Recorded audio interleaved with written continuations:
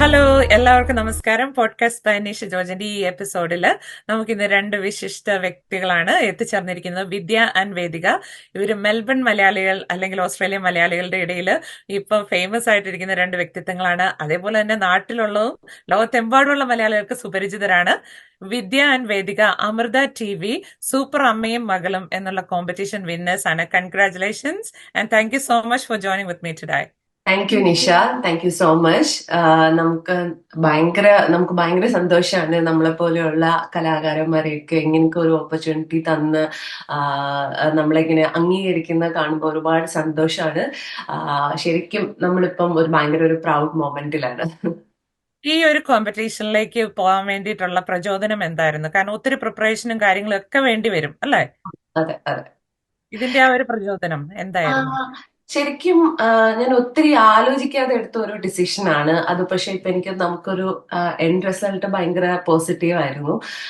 ഒരു പ്രചോദനം എന്ന് ചോദിക്കുകയാണെങ്കിൽ ശരിക്കും എൻ്റെ ഒരു പാഷൻ ആയിരുന്നു. എനിക്കിങ്ങനെ ഒരു സ്റ്റേജില് ഒരു അതും വിത്ത് എന്റെ മോളോ കൂടെ എനിക്ക് ഒന്ന് പെർഫോം ചെയ്യുക എന്നുള്ളത് എനിക്ക് കിട്ടിയ ഒരു ഗിഫ്റ്റാണ്. സത്യം പറഞ്ഞാൽ എനിക്ക് ഇപ്പൊ ഒരു മെമ്മറബിൾ ഗിഫ്റ്റ് ആയിട്ട് ഞാൻ വിചാരിക്കുന്നു. കാരണം ഇനിയിപ്പോ എത്ര വർഷം പോയാലും കുറെ നാള് കഴിഞ്ഞാലും മോളുടെ കൂടെ ഞാൻ 1 ഇയറിൽ എന്തോരോ റൗണ്ട്സ്, പല ഡിഫറെന്റ് ആയിട്ടുള്ള കുറെ റൗണ്ട്സ് ഉണ്ടായിരുന്നു. അപ്പം നമുക്ക് ഒരുമിച്ച് നമുക്ക് സ്പെൻഡ് ചെയ്യാൻ പറ്റിയ കുറെ നിമിഷങ്ങളാണ് എനിക്കും അവൾക്കും ഉള്ളത്. അപ്പൊ നമ്മുടെ തമ്മിലുള്ള ഒരു ബോണ്ടും എല്ലാം ഈ ഒരു പ്രോഗ്രാം വഴി നമുക്ക് കുറച്ചുകൂടെ ഡീപ്പായി. ആഹാ. ഞാൻ ചോദിച്ചോട്ടെ, കാരണം എനിക്കറിയാം, കാരണം 1 ഇയർ എന്ന് പറയുന്നത് ഇറ്റ്സ് എ ലോങ് ടൈം. നിങ്ങൾ മെൽബണിലാണ്. അപ്പൊ നാട്ടിലേക്ക് നിങ്ങൾ പോയി വന്ന ഇടയ്ക്ക് അതോ നിങ്ങൾക്ക് കണ്ടിന്യൂസ് നാട്ടിൽ നിൽക്കേണ്ടി വന്നോ ഈ ഒരു പ്രോഗ്രാം കാലയളവില്? കാരണം മെൽബണിൽ സ്ഥിര താമസക്കാരാണല്ലോ കഴിഞ്ഞ കുറച്ച് വർഷങ്ങളായിട്ട്. അതെ അതെ അതെ. ഇപ്പൊ നമ്മുടെ ഈ പ്രോഗ്രാം സ്റ്റാർട്ട് ചെയ്തത് ശരിക്കും മാർച്ച് എൻഡിലായിരുന്നു സ്റ്റാർട്ട് ചെയ്തത്. ഏപ്രിലായിരുന്നു ഫസ്റ്റ് ടെലികാസ്റ്റ് ടിവിയിൽ പോയത്. അപ്പം ആദ്യത്തെ ഒരു 2-3 മാസം ഞാൻ അവിടെ നാട്ടിൽ തന്നെ നിന്ന് ചെയ്യുമായിരുന്നു. പിന്നെ അതിനുശേഷം നമ്മൾ തിരിച്ച് മെൽബണിൽ വന്നു. പിന്നെ നെക്സ്റ്റ് ഓരോ ഷെഡ്യൂളിൽ പോയി വരുമായിരുന്നു ചെയ്തുകൊണ്ടിരുന്നത്.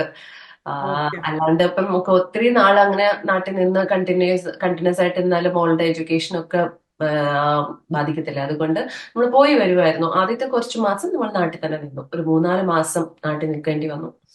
Okay okay. ഞാൻ ചോദിച്ചോട്ടെ, ഈ ഒരു പ്രോഗ്രാമിലേക്ക് ആരെങ്കിലും റെഫർ ചെയ്തതാണോ അതോ സ്വന്തമായിട്ട് അപ്ലൈ ചെയ്ത് അങ്ങനെ ആ ഒരു ഇനിഷ്യേറ്റീവ് എടുത്തതാണോ?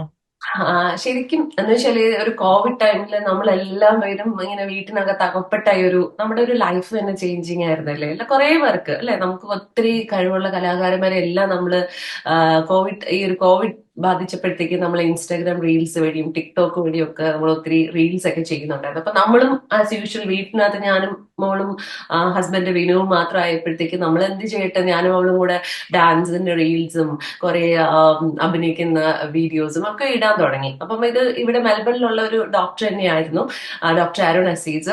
പുള്ളിക്കാരനായിരുന്നു പറഞ്ഞത് അമൃത TV ഇങ്ങനെ ഒരു ഓഡീഷന്റെ ഒരു ഇത് പുള്ളിക്കാരൻ എനിക്ക് അയച്ചു തന്നു. എന്നിട്ട് ചോദിച്ചു വൈനോട്ട് നിങ്ങൾക്ക് ഒന്ന് ട്രൈ ചെയ്തൂടെ.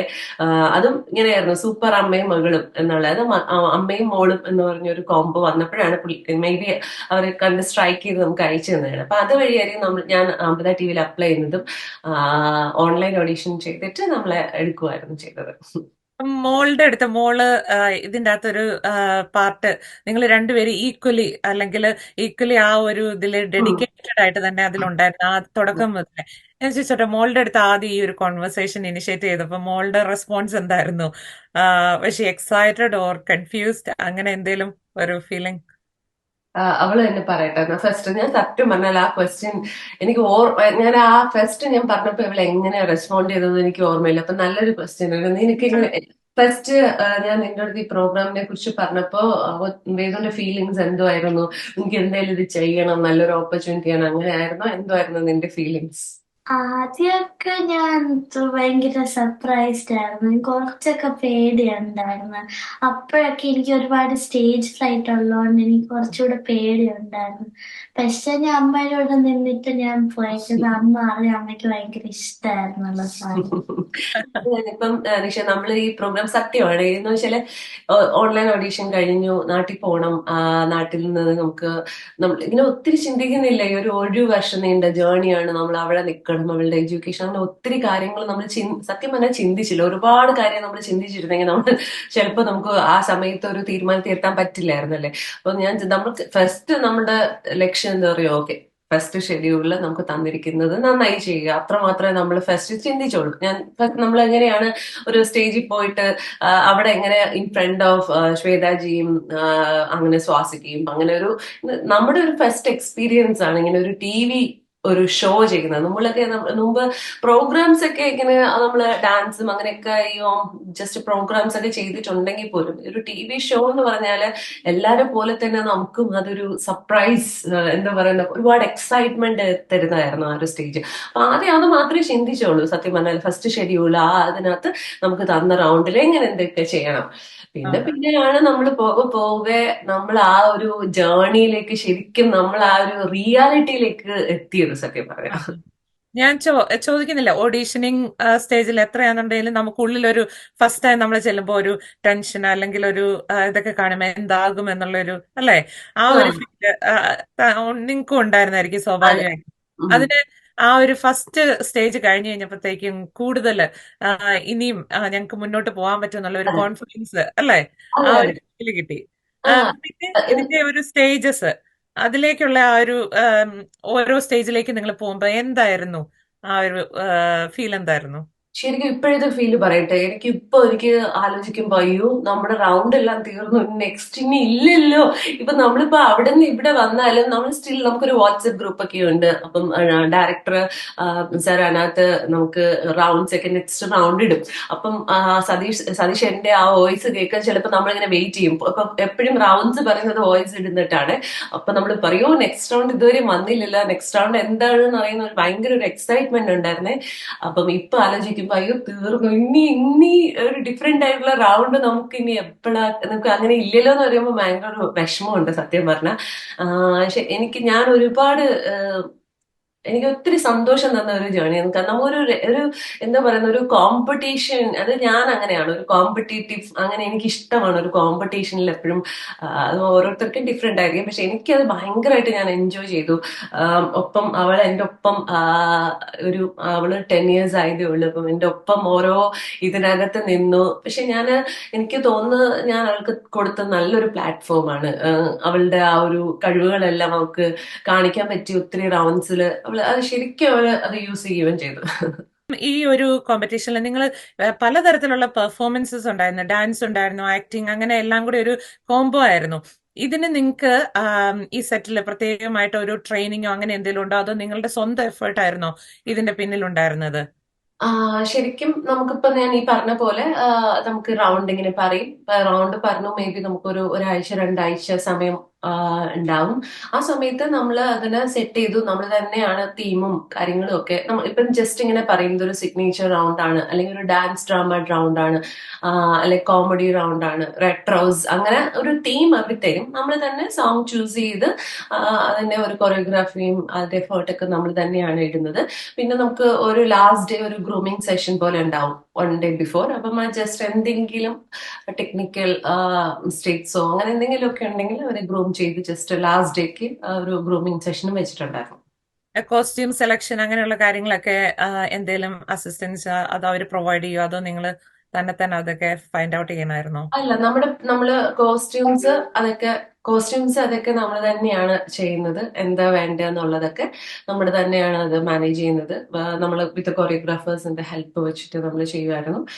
പിന്നെ നമ്മുടെ എന്തെങ്കിലും പ്രോപ്പർട്ടീസോ അങ്ങനെ എന്തെങ്കിലും ഒക്കെ ഉണ്ടെങ്കിൽ അത് നമ്മൾ ഇന്ന പ്രോപ്പർട്ടീസ് വേണമെന്ന് പറഞ്ഞാൽ അത് അമൃത TV പ്രൊവൈഡ് ചെയ്യുന്നുണ്ടായിരുന്നു. ജഡ്ജസിന്റെ ഭാഗത്തു നിന്നുള്ള ആ ഒരു സപ്പോർട്ട് എങ്ങനെയായിരുന്നു കോണ്ടസ്റ്റൻസിന്? ശരിക്കും എനിക്ക് ശ്വേതാജിയുടെ ജഡ്ജ്മെന്റിനെ കുറിച്ച് പറയുവാണെങ്കിൽ ഈ നമുക്ക് ആദ്യമൊക്കെ പോയിന്റ്സ് ഒക്കെ കൊടുക്കുമ്പോഴത്തേക്ക് ചിലപ്പോൾ നമ്മൾ വിചാരിക്കുമോ നമ്മൾ ഇത്രയും എഫേർട്ട് എടുത്തപ്പോ പോയിന്റ് കുറഞ്ഞു പോയല്ലോ, അപ്പൊ അങ്ങനെയൊക്കെ മനസ്സിൽ തോന്നിയിട്ടുണ്ട്. പക്ഷെ കറക്റ്റായ ഒരു ജഡ്ജ്മെന്റ് ആണ്. അപ്പം പുള്ളിക്കാരിക്ക് അറിയാം ഓക്കെ ഇവർക്ക് എത്ര കാലിബർ ഉണ്ട് ചെയ്യാൻ, അപ്പൊ അവർ എത്ര എഫേർട്ട് എടുത്തു ഈ റൗണ്ടിൽ എന്ന് കറക്റ്റായിട്ട് ജഡ്ജിങ് ചെയ്യുന്നുണ്ടായിരുന്നു. അപ്പൊ അത് നമുക്ക് പിന്നെയാണ് മനസ്സിലായത്. ഇപ്പൊ ആദ്യമേ നമ്മളൊരു റൗണ്ട് ചെയ്യുമ്പോഴത്തേക്ക് ഓക്കെ ഇവർ ഇത്രയും എഫേർട്ട് എടുത്ത് ചെയ്തു, ഇവർക്ക് ഇത്രയും ഇതാണ് അവരുടെ മാക്സിമം, അല്ലെ ഇവർ ഇത്രയും മാക്സിമം എഫേർട്ട് എടുത്തിട്ട് ചെയ്തു, അങ്ങനെയാണെങ്കിൽ നമുക്ക് നല്ല പോയിന്റ് കിട്ടും. അതല്ല, നമ്മൾ ഉഴപ്പുവാണെന്ന് മനസ്സിലാവുകയാണെങ്കിൽ പോയിന്റിലൊക്കെ ഇതിനൊക്കെ നന്നായിട്ട് വിദ്യക്കും വേദികയ്ക്കും ചെയ്യാൻ പറ്റുമായിരുന്നു. അപ്പൊ അങ്ങനെയാണെങ്കിലും അപ്പൊ അങ്ങനെ നമുക്ക് ഓരോ ഘട്ടത്തിലും നമുക്ക് ഇതിനെ പറഞ്ഞു തന്നിട്ടുണ്ടായിരുന്നു. അപ്പൊ ഒരു കറക്റ്റ് ജഡ്ജ്മെന്റ് എനിക്ക് ത്രൂ ഔട്ട് ഉണ്ടായിരുന്നു. അപ്പം നമ്മൾ എപ്പോഴും ഇമ്പ്രൂവ്മെന്റ്, ഇവളുടെ ഒരു പെർഫോമൻസ് ഉണ്ടായിരുന്നു. അപ്പൊ ഇവർക്ക് എപ്പോഴും ഇവളുടെ ഉള്ളിന്റെ ഉള്ളിൽ ഒരു ആഗ്രഹം ഉണ്ടായിരുന്നു, ശ്വേതാജിയെ കൊണ്ട് എനിക്ക് സൂപ്പർ മകള് എന്ന് പറയിപ്പിക്കണമെന്ന്. അപ്പൊ അവളുടെ ഉള്ളിന്റെ അപ്പൊ ഒരു റൗണ്ടില് അവൾ അത് പറയിപ്പിക്കുകയും ചെയ്തു. അപ്പൊ നമുക്കൊരു എൻകറേജ്മെന്റ്, നമുക്കത് കിട്ടണമെന്നുള്ള ഒരു കറക്റ്റ് ആയിട്ട് ഒരു ഫീലിംഗ്, അതെല്ലാം കറക്റ്റ് ശ്വേതാജി കറക്റ്റ് ജഡ്ജ്മെന്റ് ഒക്കെ നമുക്ക് ഇങ്ങനെ തെറ്റ് കണ്ട തെറ്റതൊക്കെ പറഞ്ഞു തരുന്നുണ്ടായിരുന്നു. രണ്ടുപേരുടെ ഉള്ളിൽ ഒരു ഫയർ ഉണ്ടായിരുന്നു അല്ലേ, അമ്മയും മോളും അല്ലേ? അതെ അതെ അതെ അത് ഇത് വിന്നർ ആവണം എന്നുള്ളത്. പിന്നെ അതെ. ഇതിനകത്ത് നിങ്ങളുടെ ആ ഒരു പെർഫോമൻസ് ഉണ്ടല്ലോ, ആ ഒരു പോളിലുള്ളത് ഇറ്റ് വാസ് അമേസിങ്. കാരണം അത് എത്രത്തോളം എനിക്കറിയത്തില്ല അത് എങ്ങനെ ബാലൻസ് ചെയ്ത് അങ്ങനെ ആ ഒരു ആ നിങ്ങൾ അത് ചെയ്തു എന്നുള്ളത്. ശരിക്കും നമുക്ക് ഗൂസ് ബംസ് വാച്ച് ചെയ്യുമ്പോഴത്തേക്ക് ആ ഒരു ഫീൽ ആയിരുന്നു അത്. Thank you. അത് ഇപ്പൊ ഓരോരുത്തരും ഇപ്പം എനിക്ക് ഇപ്പം ആ വീഡിയോ കണ്ടിട്ട് ഓരോരുത്തരും ഇപ്പൊ നമുക്ക് മെസ്സേജ് അയക്കാറുണ്ട്, ഭയങ്കര രസമായിരുന്നു. അപ്പൊ അതൊക്കെ കേൾക്കുമ്പോ സത്യം പറഞ്ഞാല് അതിന്റെ എഫേർട്ട് നമ്മൾ എടുത്തത്, അതിന്റെ ആ ഒരു എന്താ പറയുന്നത്, എൻഡ് റിസൾട്ട് നിങ്ങളുടെ നിന്നൊക്കെ ഓരോ കൺഗ്രാറ്റുലേഷൻസും ഈ പറഞ്ഞ പോലെ ഗൂസ് ബംസ് വന്നൊക്കെ പറയുമ്പോൾ ഒരുപാട് സന്തോഷം. ഇപ്പം നമ്മളിപ്പം ആ ഒരു ഫിനാലയില് അങ്ങനെ ഒരു റൗണ്ട്, അങ്ങനെ ഒരു ഇത് ചൂസ് ചെയ്ത് തന്നെ ലാസ്റ്റ് മിനിറ്റ് ഒക്കെ ആയിരുന്നു. കാരണം ഒത്തിരി ഡാൻസേഴ്സ്, ഇപ്പൊ ഡാൻസ് തന്നെ ഇപ്പം ഞാൻ ഡാൻസ് പഠിച്ചിട്ടില്ല. അപ്പൊ മോള് കുഞ്ഞാണ്, അപ്പോൾ അവള് പഠിച്ചു വരുന്നതേ ഉള്ളൂ. അപ്പൊ എന്ത് ചെയ്താൽ ഡിഫറെന്റ് ആയിട്ട് നമുക്ക് ചെയ്യാം എന്നിങ്ങനെ ഓരോന്നും കൊറിയോഗ്രാഫേഴ്സിന്റെ കൂടെ നമ്മൾ ഡിസ്കസ് ചെയ്തപ്പോഴാണ് നമുക്ക് ഇങ്ങനെ ഒരു ഇത് കിട്ടിയത്. അപ്പൊ റിസ്ക് ഫാക്ടർ എടുക്കുക എന്നുള്ളതായിരുന്നു, അതൊരു സ്ട്രെങ്ത്, നമ്മുടെ സിഗ്നേച്ചർ റൗണ്ട് ആണ്. അപ്പൊ നമ്മുടെ സ്ട്രെങ്ത് എന്തോ അതാണ് കാണിക്കേണ്ടത് ആ റൗണ്ടില്. അപ്പം അതിനകത്ത് ഡാൻസ് വളരെ കുറച്ച് ചെയ്തിട്ടുള്ളൂ. നമ്മൾ ചെയ്തത് മൊത്തം നിങ്ങൾ കണ്ടതാണ്, ബോളിൽ കയറി എന്നുള്ള പെർഫോമൻസ് ആയിരുന്നു. അപ്പം അതാണ് ഒരു റിസ്ക് ഫാക്ടർ എടുക്കുക എന്നുള്ളതായിരുന്നു എന്റെയും അവളുടെയും സ്ട്രെങ്ത്. അപ്പം അത് നമുക്ക് ദൈവാനുഗ്രഹത്തിന് നന്നായി ചെയ്യാൻ പറ്റി. പിന്നെ നിങ്ങളുടെയൊക്കെ കമന്റ്സും ഇതൊക്കെ കേൾക്കുമ്പോൾ ഒരുപാട് സന്തോഷം. ആ ഒരു പെർഫോമൻസ് കണ്ട് കഴിഞ്ഞപ്പോ എനിക്കൊരു ക്വസ്റ്റ്യൻ ചോദിക്കണമെന്ന് തോന്നി. കാരണം ഫിറ്റ്നസിന് ഇമ്പോർട്ടൻസ് നല്ലപോലെ കൊടുക്കുന്ന ഒരാളാണ് അല്ലേ?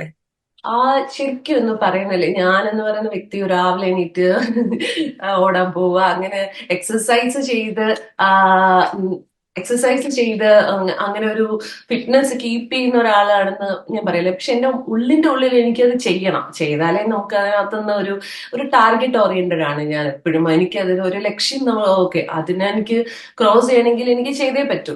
എൻ്റെ അടുത്ത് ഒരുപാട് പേര് പറഞ്ഞിട്ടുണ്ട്, എന്റെ കൈക്ക് ഒട്ടും സ്ട്രെങ്ത് ഇല്ല എന്ന് ഒത്തിരി പറഞ്ഞിട്ടുണ്ട്. ഇങ്ങനെ ഓരോ ചെയ്യുമ്പോഴേക്ക് ഹോൾഡ് ചെയ്യാൻ പറ്റുന്നില്ല, അപ്പൊ അങ്ങനെ. പക്ഷെ ഇത് ചെയ്യുന്നില്ലേ, ഇപ്പൊ എനിക്ക് ഉള്ള അനുഭവത്തിൽ എനിക്ക് പറയാനുള്ളത്, നമ്മുടെ മനസ്സിൽ നമ്മളിപ്പോ ഒരു സ്ട്രോങ് ആയിട്ട് വിചാരിച്ചാൽ നമുക്ക് എന്തും നമുക്ക് അതിന്റെ റിസൾട്ട് കിട്ടും. ചെയ്യാൻ പറ്റും. അപ്പം ഒരു ഒരു ഫിറ്റ്നസ് കീപ്പ് ചെയ്യുന്ന ഒരാളെന്ന് വെച്ചാൽ ഞാൻ ആക്റ്റീവ് ആണ്, പക്ഷെ ഇതിനെ റെഗുലർ ആയിട്ട് അവർക്ക് മെയിൻറ്റെയിൻ ചെയ്ത് നടക്കുകയാണെന്ന് ചോദിച്ചാൽ അല്ല. നമ്മളിപ്പം അത്രയും എനിക്ക് ഇത്രയും കാലിബർ ഉണ്ടെങ്കിൽ മാത്രമേ അത് ചെയ്യാൻ പറ്റുള്ളൂ എന്നുള്ള, നമുക്ക് ചിലവർ വിചാരിക്കുമല്ലോ എനിക്കത് ചെയ്യാൻ പറ്റൂല. പക്ഷെ ഇപ്പം എനിക്കത് ചെയ്യാൻ പറ്റിയെങ്കിൽ ഒരുപാട് പേർക്ക് അത് ചെയ്യാൻ പറ്റും. നമ്മുടെ മനസ്സിലെ ആ ഒരു സ്ട്രോങ് ആയിട്ട് ഒരു ഡിസിഷൻ നമുക്കത് ചെയ്യണം എന്നുള്ളൊരു ഇത് വെച്ചാൽ നമുക്ക് ചെയ്യാൻ പറ്റും.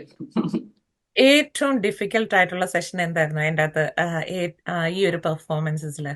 ഈ ഫൈനൽ പെർഫോമൻസ് ആണ് ത്രൂ ഔട്ട് 1 year ജേർണിയിൽ ആ ഒരു ജേർണിയിലെ ഏറ്റവും ഡിഫിക്കൽട്ട് ആയിട്ടുള്ള ഫേസ് ഏതായിരുന്നു? ഒത്തിരി റൗണ്ട്സ് ഉണ്ടായിരുന്നു. നമുക്ക് സ്റ്റോറി ടെല്ലിംഗ് റൗണ്ട് ഉണ്ടായിരുന്നു, ന്യൂസ് റിപ്പോർട്ടിംഗ് ഉണ്ടായിരുന്നു. അതൊന്നും നമ്മുടെ ഒരു മേഖലയെ അല്ല. നമുക്ക് അതൊന്നും ഒരു ഡയറക്ടേഴ്സ് ആരുടെ മുമ്പ് ഇരുന്ന് ഒരു സ്റ്റോറി പറയുക, അപ്പം അതൊക്കെ നമ്മൾ അവരെ കൺവിൻസ് ചെയ്യിക്കണം അല്ലേ, ഒരു സ്റ്റോറി ഇങ്ങനെ പറഞ്ഞ, ഒരു മൂവിയുടെ സ്റ്റോറി ഇങ്ങനെ പറഞ്ഞു. അപ്പൊ അതൊക്കെ എനിക്ക് ഒരു ഇച്ചിരി ചലഞ്ചിങ് ആയിട്ടുള്ള റൗണ്ട്സ് ആയിരുന്നു. പിന്നെ ന്യൂസ് റിപ്പോർട്ടിംഗ് ഉണ്ടായിരുന്നു.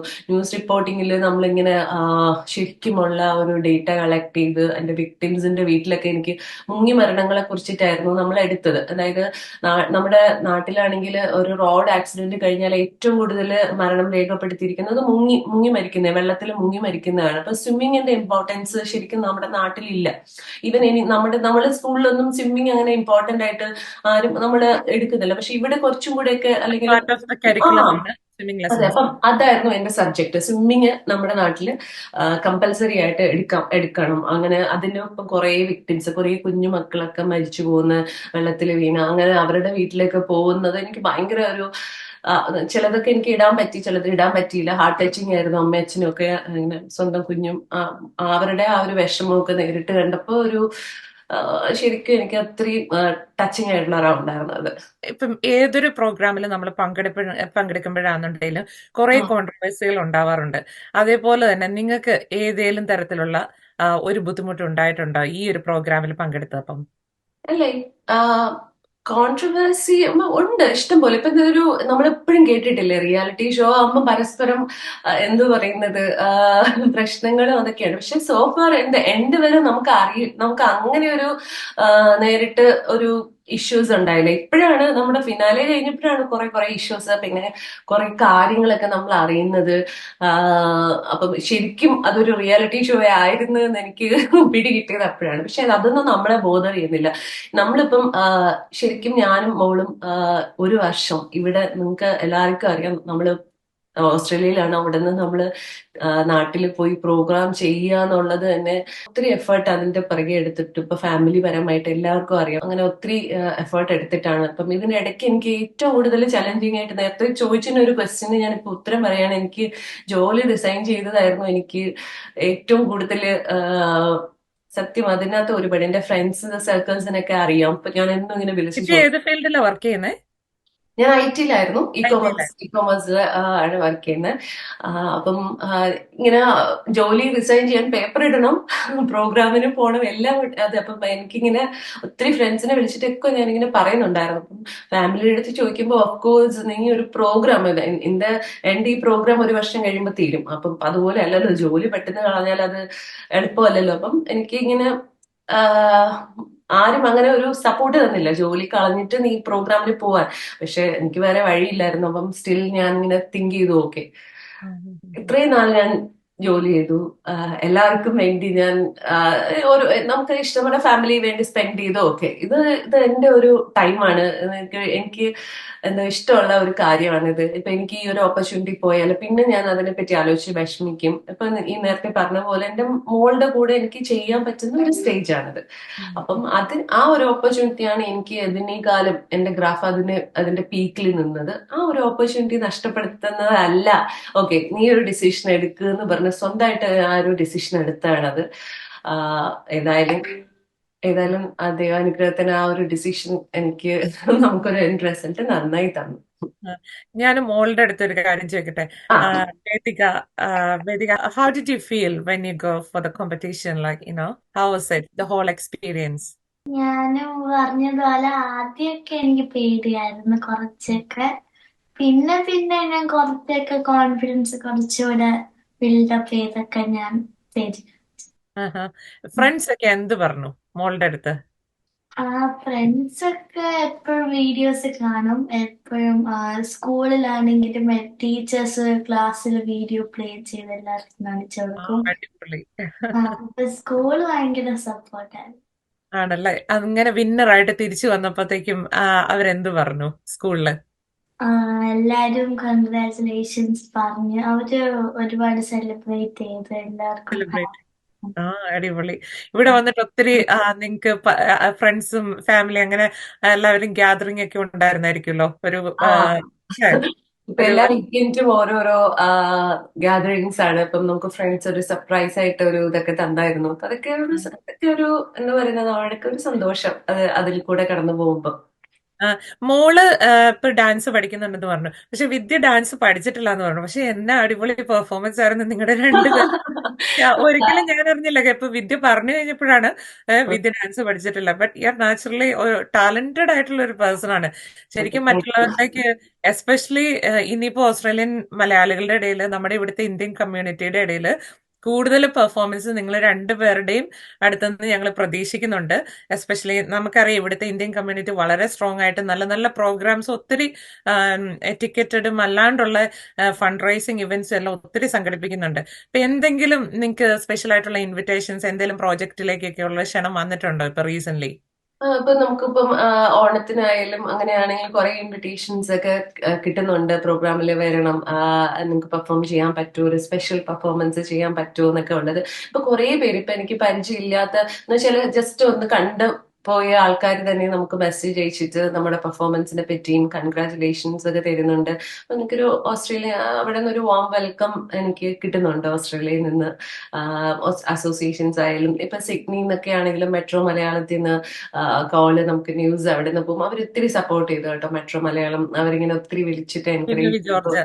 ആ, ആ, ബിനു ചേട്ടനൊക്കെ ഇങ്ങനെ ഒത്തിരി ഇങ്ങനെ വിളിച്ചിട്ട് എന്ന് വെച്ചാല് ശരിക്കും എനിക്ക് പറയാനുള്ളതെന്ന് വെച്ചാല് ഓരോരുത്തരും നമുക്ക് തരുന്നില്ല നമ്മുടെ ആ ഒരു എഫേർട്ടിനെ അംഗീകരിച്ചിട്ട് നിങ്ങൾക്ക് ഇങ്ങനെ ചെയ്താൽ നിങ്ങൾക്ക് ഇനിയും കുറച്ച് എന്തെങ്കിലുമൊക്കെ നമുക്ക് മുന്നോട്ട് പോകാൻ പറ്റും എന്ന് പറഞ്ഞാൽ ഇങ്ങനെ ഒത്തിരി ഹെൽപ്പ് ചെയ്യുന്നുണ്ട്. അപ്പം എല്ലാം ഇവിടെ ഉള്ള നമ്മൾ ജസ്റ്റ് ഇവിടെ 3-4 വർഷം കൊണ്ട് ഇവിടെ നിൽക്കുവാണ്. അപ്പം ഇങ്ങനെ നമുക്ക് നല്ലൊരു സപ്പോർട്ട് എല്ലാവരുടെ കയ്യിൽ നിന്നും കിട്ടുന്നുണ്ട്. കൂടുതൽ കൂടുതൽ കൂടുതൽ അസോസിയേഷനിൽ കുറെ ആൾക്കാരുടെ അടുത്ത് നമുക്ക് ഇനി എത്താൻ പറ്റുമെന്ന് വിചാരിക്കണം. നല്ല നല്ല പ്രോഗ്രാംസ് നിങ്ങൾക്ക് കിട്ടട്ടെ. അതേപോലെ തന്നെ ഇവിടെയുള്ള എല്ലാ മലയാളി കമ്മ്യൂണിറ്റികളോടും ഞാൻ പറയാണ്. കാരണം 2 ബ്യൂട്ടിഫുൾ ടാലൻസ് ആണ് നിങ്ങളുടെ മുന്നിലിരിക്കുന്നത്. അപ്പം ഇവർക്ക് കൂടുതൽ പ്ലാറ്റ്ഫോം കൊടുക്കുക. കാരണം ഇങ്ങനെയുള്ള കലാകാരന്മാരെ അല്ലെങ്കിൽ കലാകാരികളെ നമ്മൾ പ്രോത്സാഹിപ്പിക്കണം. നമ്മളുടെ കമ്മ്യൂണിറ്റിയിൽ നിന്ന് കൂടുതൽ ആളുകളിലേക്ക് അവരുടെ ആ ഒരു കഴിവുകൾ നേരിട്ടറിയാനുള്ള അവസരം മറ്റുള്ളവർക്ക് കൂടി ഉണ്ടാവട്ടെ.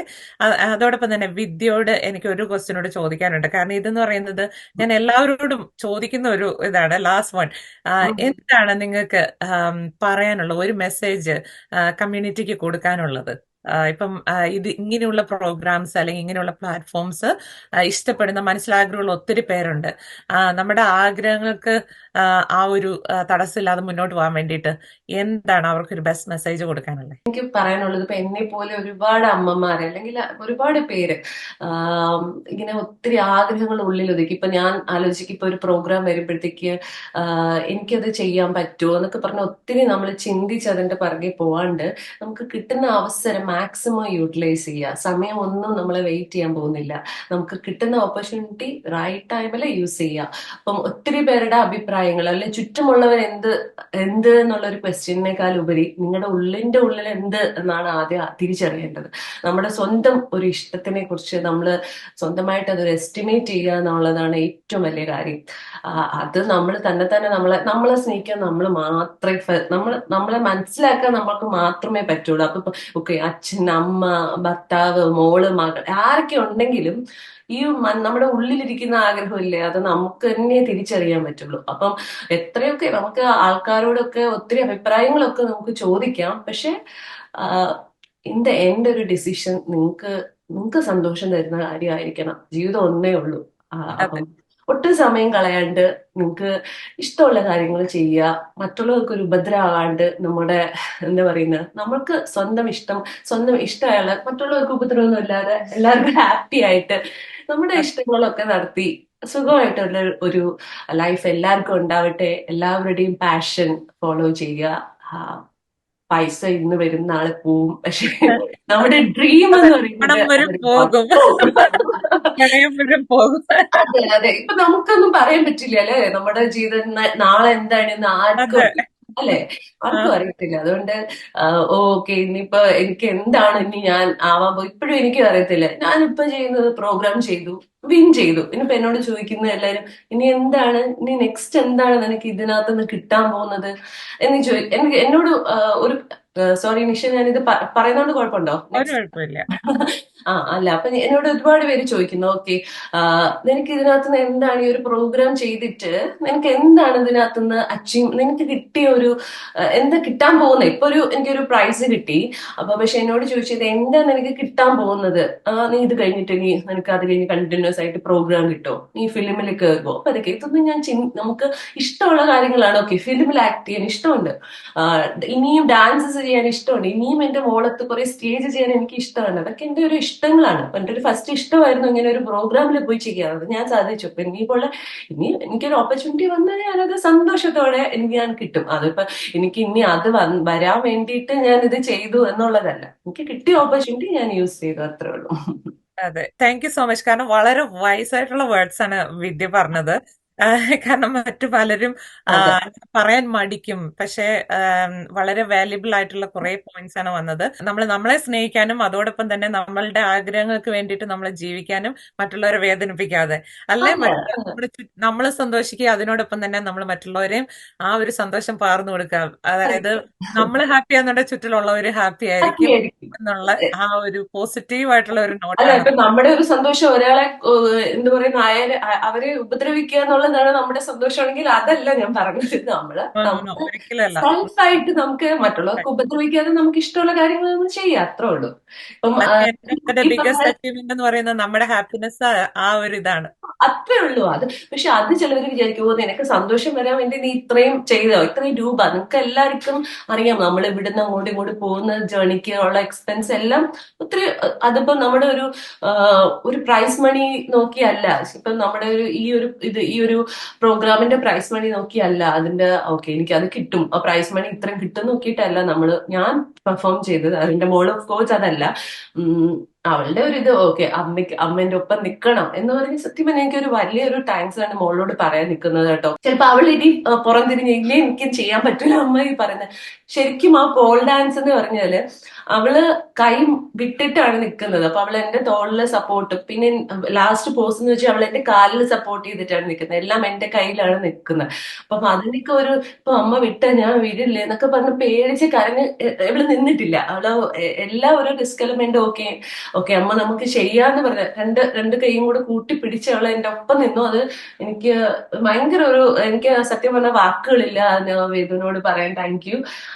അതിന്റെ ഒപ്പം തന്നെ വിനുവിനോട് ഇപ്പൊ ഞാൻ വിനു ഹസ്ബൻഡിനോടും ഒരുപാട് താങ്ക്സ് പറഞ്ഞു. കാരണം ചിലപ്പോഴൊക്കെ പറയും പുറമെ ഇങ്ങനെ എന്റെ അടുത്ത് നീ ചെയ്തത് കൊള്ളാം, നീ ഇനിയും ചെയ്യുന്നൊക്കെ പറഞ്ഞ് അങ്ങനെ നടക്കാത്തതിന് പരാതിയും പരിവൊക്കെ ഞാൻ പറഞ്ഞിട്ടുണ്ട്. പക്ഷെ ഇൻ ദ എൻഡ് എന്നെ ഒരിക്കലും ഒരു കാര്യത്തിലും തടസ്സപ്പെട്ടിട്ടില്ല. നിനക്ക് ഇഷ്ടമുള്ളത് നീ ചെയ്തോ എന്നുള്ള എനിക്കൊരു പെർമിഷൻ അങ്ങനെ ഒരു പെർമിഷൻ തന്നതുകൊണ്ടാണ് നമുക്ക് കണ്ടിന്യൂ ചെയ്യാൻ പറ്റിയത്. അപ്പം ഇതുപോലെ തന്നെ ആരെയും എന്ത് പറയുന്നത്, ഓരോരുത്തരുടെ ഇഷ്ടങ്ങൾ അടിച്ചമർത്താതെ അവരെ സപ്പോർട്ട് ചെയ്ത് അവരെ മുന്നോട്ട് കൊണ്ടുവരും. അപ്പൊ ഒരുപാട് കലാകാരൻ നമ്മളെപ്പോലെ നമുക്ക് അങ്ങനത്തെ എന്ന് വെച്ചാൽ നമ്മൾ വലിയ കഴിവുള്ളവരെന്നല്ല ഞാൻ പറയുന്നത്. ഇതുപോലെ ഇഷ്ടംപോലെ പേരുണ്ടാവും. എല്ലാവരും പുറത്തു വരിക, അവരുടെ കഴിവുകളൊക്കെ പ്ലാറ്റ്ഫോമിലൊക്കെ ഓരോ പ്ലാറ്റ്ഫോമിൽ പോയി കാണിക്കുക. അപ്പം അതാണ് നമുക്കൊരു മെസ്സേജ് ആയിട്ട് പറയാനുള്ളത്. Thank you Vidya and Vedika for joining with me today. അതേപോലെ തന്നെ നിങ്ങൾ മറ്റുള്ളവർക്ക് ഒരു പ്രചോദനമാകട്ടെ. And wish you all the best and congratulations again. Thank you so much for joining with me. And this is Nisha George signing off from Podcast by Nisha George. Thank you, Nisha. Thank you so much. Bye. Bye.